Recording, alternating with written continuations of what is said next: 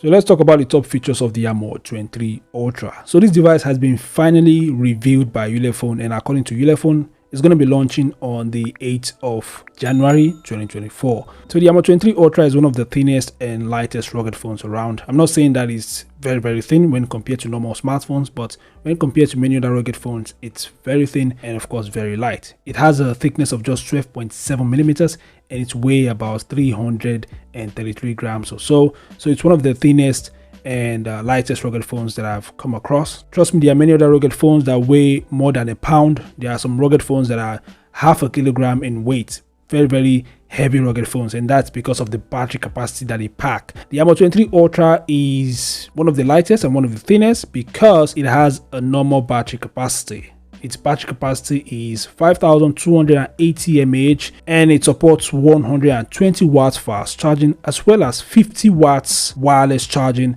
and it also supports reverse charging. Brilliant combination. The battery capacity isn't small, okay? It could easily last a day, 2 days, depending on how you use the device. The Ulefone Armor 23 Ultra isn't just a rugged phone, it is a device that is designed to be durable, stylish and attractive, and of course very comfortable to use. So these are some of the reasons why it's special.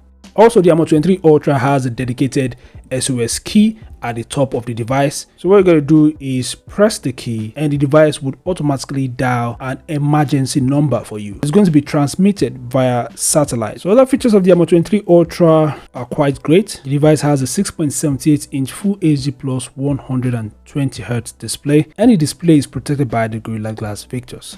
In case you're not aware, this is the second rugged device to have its display protected by the Gorilla Glass Victus. The first is the Lenovo ThinkPhone.